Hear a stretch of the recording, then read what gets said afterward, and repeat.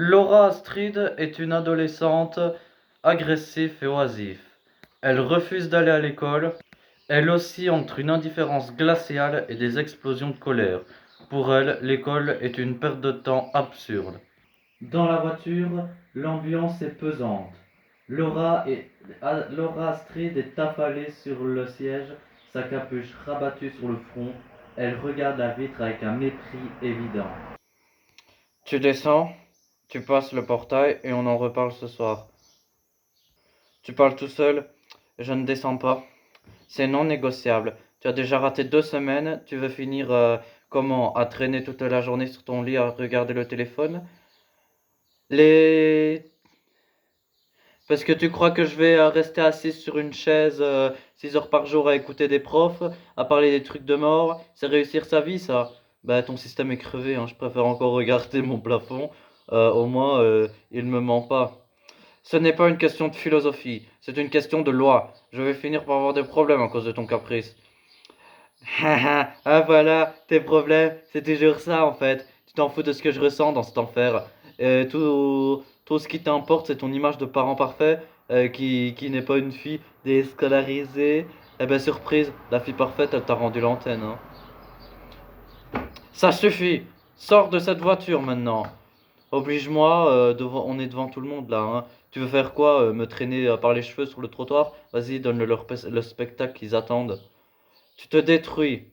Laura Astrid, tu t'en rends même pas compte. Tu es juste oisif. Tu as aucune ambition. Et rien ne t'intéresse. Rien de vous proposer ne m'intéresse. C'est différent, hein. Votre monde à usine à clous est aussi oisif, comme tu le dis. C'est le seul moyen de ne pas devenir comme toi. Alors ouais, je vais rester dans cette voiture jusqu'à quand le réservoir sera vide. Le portrait de la voiture claque avec une violence qui fait sursauter les passants. Laura Astrid s'avance vers le parvis. Son sac à dos traîne sur une seule épaule, presque à terre. Elle avance avec une lenteur calculée. Chaque pas exprime son mépris pour le lieu. Il est 8h30 du matin, devant le lycée Victor Didion à Rinjac. Ah, mademoiselle, quelle surprise, on a retrouvé le chemin de l'école? Commencez pas, Jorel, je suis déjà d'humeur massacrante. C'est Monsieur Morel, et tu passes par le bureau de la vie scolaire avant d'aller en cours. Ton nom est en rouge partout sur ton écran. En rouge, c'est joli, ça va bien avec mon teint, non? Tes sarcasmes ne marchent pas. Ici, allez, circule, tout le monde est déjà en classe. Tiens, la revenante, alors, c'était bien tes vacances prolongées? Ta gueule, Lucas. Occupe-toi de tes affaires et ton futur, ton job de bureau et laisse-moi respirer. Sympa l'ambiance, tu as pas changé, toujours aussi aigri. Je suis pas aigri, je suis juste lucide. Regarde-toi avec ton carnet de correspondance. On dirait un chien qui attend sa laisse, c'est ça qui te rend heureux? Le proviseur sort de l'établissement en tenant Laura par le bras, ou du moins en lui suivant. Elle a un sourire provocateur aux lèvres, les mains dans les poches, comme si elle venait de gagner un trophée. Monsieur, il faut qu'on parle maintenant. Ce qui s'est passé aujourd'hui dépasse l'entendement, même pour Laura Astrid. Et qu'est-ce qu'elle a encore fait? Par où commencer? Elle n'est jamais allée en cours ce matin. On l'a retrouvée cachée derrière le gymnase en train de fumer. Quand le professeur d'histoire a essayé de l'emmener en classe à 14 heures, elle a refusé de s'asseoir sur sa chaise. Elle a passé l'heure debout à commenter chaque phrase du cours avec des insultes à peine voilées. C'était pas des insultes, monsieur Morel, c'était de la critique constructive. Nuance. Elle a fini par renverser le bureau d'un camarade parce qu'on lui demandait de se taire. Elle est agressive, elle est insolente, elle refuse catégoriquement d'ouvrir un livre, elle est dans le néant total, elle est oisive, par choix de destruction, par plaisir. Laura Astrid, de quoi on a parlé ce matin dans la voiture? Tu avais promis d'essayer. Je n'ai rien promis du tout, c'est toi qui fais le monologue. Morel vous raconte comme si j'étais un monstre, mais c'est son lycée qui est juste une prison. Il veut juste des robots, papa. Mais j'ai juste à débrancher les circuits. Monsieur, j'ai regret à vous annoncer, elle sera exclue temporairement en attendant le conseil de discipline. Elle ne doit plus mettre les pieds ici jusqu'à nouvel ordre. Reprenez-la, je ne peux plus rien faire avec elle aujourd'hui. Bon, ok, viens. Tu montes tout de suite. Super, l'exclusion. C'est exactement ce que je voulais. Merci, Morel. Vous êtes le premier prof qui comprend enfin mes besoins. Le père jette ses clés sur la table d'entrée, avec une violence inhabituelle. Il se retourne vers Laura Street qui tente de monter l'escalier, à l'air indifférent. Tu ne montes pas, reviens tout de suite. Pourquoi tu cries? Tu vas réveiller les voisins, ils vont croire que tu es devenu fou. Remarque, pas loin de la vérité, wesh. Alors, ma jolie, c'est juste d'avoir cru que t'avais un minimum de jugeote. Tu as entendu que Morel a dit, hein? Destructrice par plaisir. Tu te rends compte de la honte que tu nous infliges? J'ai dû baisser les yeux devant un surveillant de lycée. Ah, pauvre petit, sa dignité est blessée, tu t'en fiches de mon avenir, hein. Et ce qui te rend malade, c'est que je fais passer pour un raté. Eh ben, devine quoi, c'est réussi, hein. Tu ne fais rien, Laura. Tu es oisif. Tu te laisses porter par le système que tu prétends détester. Tu manges à ta table et tu dors sous mon toit. Tu as une seule occupation, c'est d'insulter les gens qui essaient de t'apprendre quelque chose. M'apprendre, ils m'apprennent à une esclave polie. Je refuse d'être ton petit soldat qui dit oui, bonjour, messieurs. Oui, bonjour, messieurs. Si être une ratée à tes yeux, c'est de rester libre, de ne rien faire, alors je signe tout de suite. La liberté, ça se paye. À partir de demain, puisque tu es exclu, tu n'auras plus ton téléphone, plus d'internet, plus de sorties. Te rester ici dans le silence, tu vas réfléchir. Le silence, mais j'adore ça. Le silence, on entend mieux à quel point la maison est vide et triste, hein. Tu veux me faire la guerre? Eh ben très bien, n'oublie pas une chose, j'ai 16 ans, je n'ai plus rien à perdre, et toi, tu vas tout perdre. Tu es devenue une étrangère, une petite peste arrogante qui ne respecte rien. C'est parce que je te ressemble, hein, papa, hein. Tu m'as appris qu'il fallait être plus fort, hein. Aujourd'hui, tu es dans cette pièce, c'est moi qui gagne, hein. Bonne soirée, hein. Laura Astrid remonte l'escalier avec une lenteur provocante. On entend le bruit de son verrou de sa chambre qui se ferme. Le père restera seul dans le salon, anéanti. Voilà, record battu, exclu, hein. Mon père croit que c'est parce que je suis oisif que c'est son mot préféré. En ce moment, il aime bien, ça sonne intelligent, ça lui évite de dire que je suis juste vide. Il ne comprend rien, il croit que je me bats contre l'école, contre les profs, contre lui, mais la vérité, c'est que je me bats pour ne pas disparaître. Quand je crie, quand j'insulte Morel, c'est que je balance un bureau, ou au moins à ce moment-là, je sens que j'ai quelque chose. Je vois dans leurs yeux ce qu'ils me voient. Le pire, c'est que quand il me regarde avec cette déception, c'est cette espèce de pitié dégoûtée. Il veut que je sois quelqu'un, mais quelqu'un pour lui, c'est juste une version miniature de lui-même. C'est un truc bien rangé qui fait des études et qui a des projets qui sourit sur des photos de famille. Non, chérie, comme une image marche de l'institut dans la nuit. Je crois qu'il m'a raqué, je crois, ce soir-là.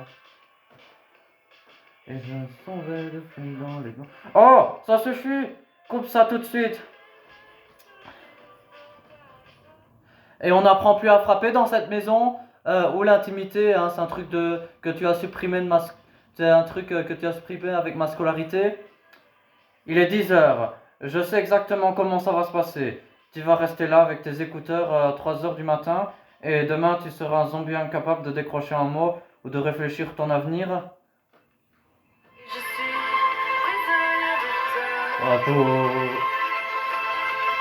Et j'ai vu le centaine de flèches dans le cœur, mordant, mordant. Et des milliers de tombées. Il est. Maman. C'est de la provocation pure. Tu ne dors pas pour nous punir, hein. Pour te punir toi-même, regarde. Tu laisses dépérir dans le noir avec tes playlists de merde. C'est fini. Pose ton téléphone ou je coupe le wifi et je retire la carte SIM des deux mains. Bah vas-y, coupe, hein. Je transforme la maison en bunker. Tu crois que ça va changer quoi? Tu peux m'enlever le son, mais tu ne peux pas m'obliger à dormir, hein. Je resterai les yeux ouverts dans le noir à compter les fissures au plafond. Ça fera juste une raison de plus pour te détester.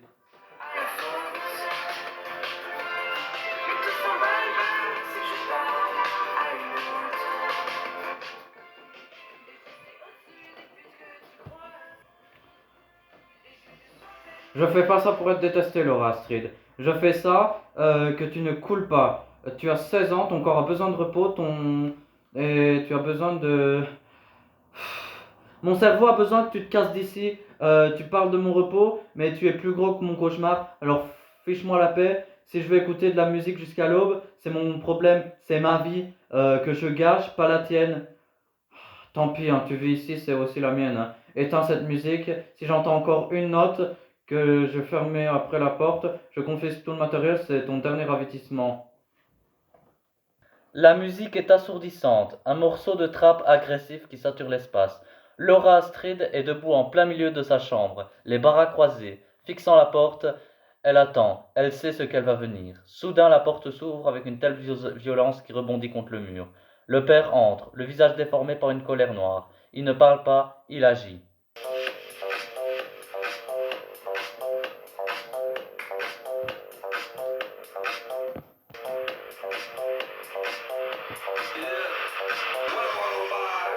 Hé, hey, ça suffit. Je t'avais dit quoi?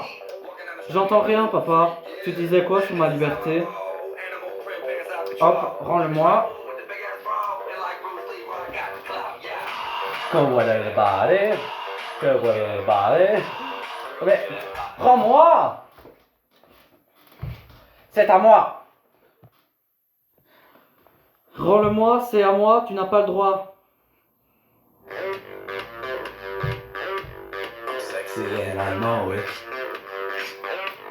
Ok.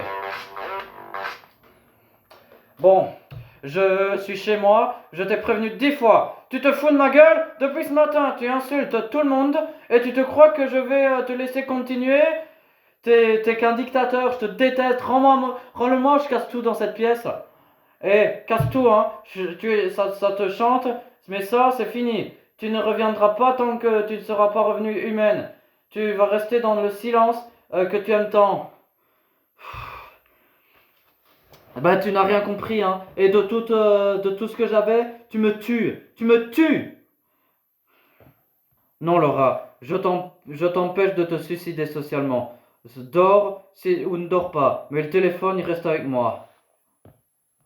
Ouvre, papa. Ouvre. Ouvre. Je vais tout détruire, je te hais. Allez, bonne nuit. Le venin, c'est toi qui me l'as injecté. Force de me dire que je suis pas assez oisif, agressif, raté. Bravo, papa. T'as créé ton propre monstre. Maintenant, sors. Emporte ta merde. Lendemain matin, le père termine de remplir un dossier administratif sur le coin de la table. Il pose son stylo. Le bruit fait écho, le silence de la pièce. J'ai continué à réfléchir, hein, puisque la maison est devenue des disputes et que le lycée ne veut plus de toi, on va changer radicalement cette méthode. Laisse-moi deviner, tu vas encore m'enchaîner un radiateur ou tu vas appeler un exoriste pour sortir le venin? J'ai appelé un internat d'excellence en zone rurale, celui dont ta tante m'avait parlé. C'est là une section pour les profils difficiles, des jeunes qui, comme toi, ont décidé de ne plus rien foutre.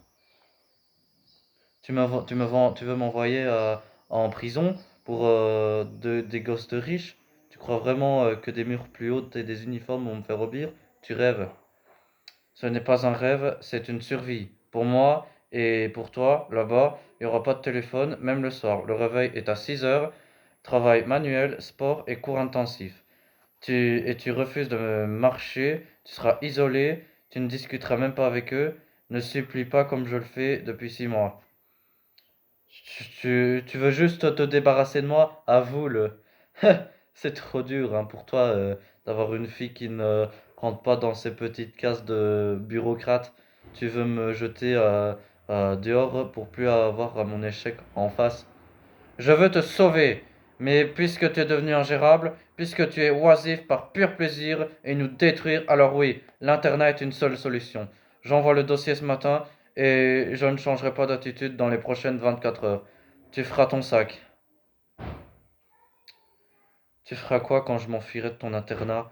Parce que je le ferai, hein, je partirai, tu n'entendras plus jamais parler de moi. Tu auras ton silence, hein, papa. Tu l'auras pour tout le restant de ta vie.